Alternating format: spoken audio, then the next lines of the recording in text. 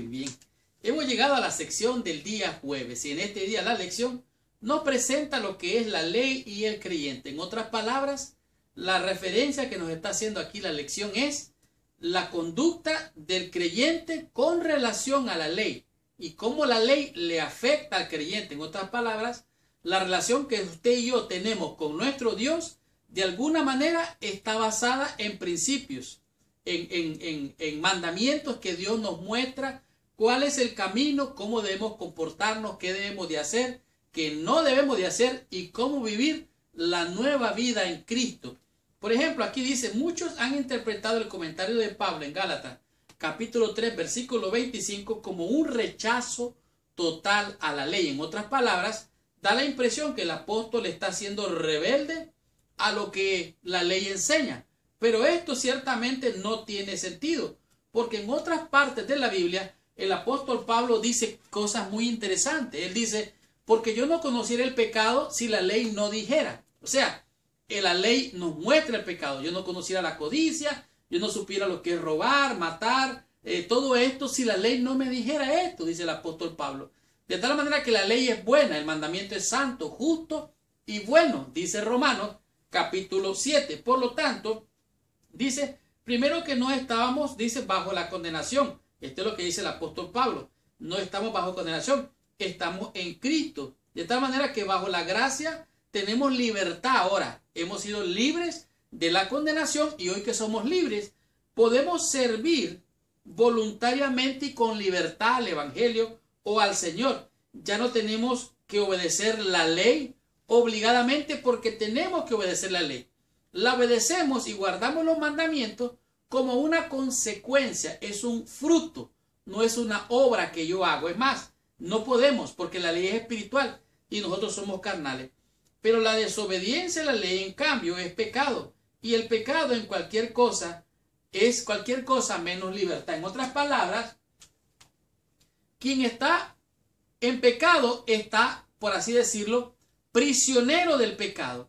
Y está, además de estar prisionero, está condenado por los mismos mandamientos a esta forma de vida. Por lo tanto, entonces, ¿cómo es el creyente cristiano libre? Bueno, aquí mismo en el libro de Romanos, en el capítulo 8, versículo 1, dice, ahora pues ninguna condenación hay para los que están en Cristo Jesús, los que no andan conforme a la carne, sino conforme al Espíritu.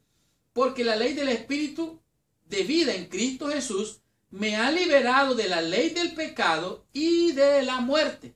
O sea, la ley me era contraria, era una ley de muerte, pero la ley del Espíritu en Cristo Jesús me ha liberado de la condenación y aún de la misma ley que me condenaba, porque lo que era imposible para la ley, por cuanto era débil por la carne, Dios enviando a su Hijo en semejanza de carne de pecado, y a causa del pecado, condenó al pecado en la carne. En otras palabras, el pecado está en nosotros de manera natural. En el libro de Romanos, en el capítulo 6, nos encontramos lo que es la nueva vida en Cristo. Hemos de estar muertos al pecado y vivos para vivir la vida cristiana. Versículo 1. ¿Qué pues diremos? ¿Perseveraremos en el pecado para que la gracia sobreabunde? En ninguna manera, porque los que hemos muerto al pecado, ¿cómo viviremos aún en él? ¿O no sabéis que todos los que hemos sido bautizados en Cristo Jesús, hemos sido bautizados en su muerte? Por lo tanto, ahora somos siervos de la justicia. Versículo 15. ¿Qué pues? ¿Pecaremos porque no estamos bajo la ley, sino bajo la gracia? En ninguna manera. ¿No sabéis que si os sometéis a alguien como esclavos para obedecerle, sois esclavos de aquel a quien obedecéis, sea el pecado para muerte o sea la obediencia para la justicia? Por lo tanto, aquí es claro, la relación que tiene el creyente con la ley es una relación de intimidad. Entre más relación tengo con Dios, más veo claramente que me rodea. ¿Dónde está el pecado que mora en mí, el pecado que me rodea? Puedo ver más claramente porque es una ley espiritual. Versículo 4. Para que la justicia de la ley, Romanos 8, versículo 4, para que la justicia de la ley se cumpliese en nosotros, que no andamos conforme a la carne, sino conforme al Espíritu. Allí está la clave.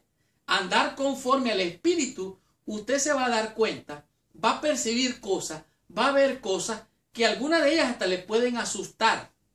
Vivir en el Espíritu es algo glorioso. Usted mira la guerra que hay a su alrededor, mira al enemigo que anda muchas veces rodeando, pero usted tiene el poder y la autoridad del Dios Todopoderoso a través de Jesucristo, que le da el poder por su Espíritu para reprender y alejar las fuerzas del mal. Y por qué no decirlo, para que usted y yo también nos alejemos y nos acerquemos a Dios.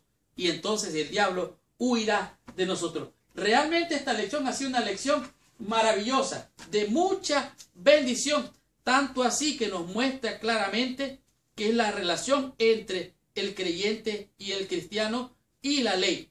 Dice aquí, como resultado de ser perdonados en Cristo, somos llamados a vivir una vida agradable a Dios. La ley lo que define es el pecado, y nosotros al tener la relación con el Señor hemos de andar como Él anduvo, hemos de reflejar su carácter, hemos de seguir su ejemplo. Y el Señor Jesucristo guardó los mandamientos. Él lo dijo: no he venido para abrogar la ley, no he venido para anular la ley, sino para cumplirla.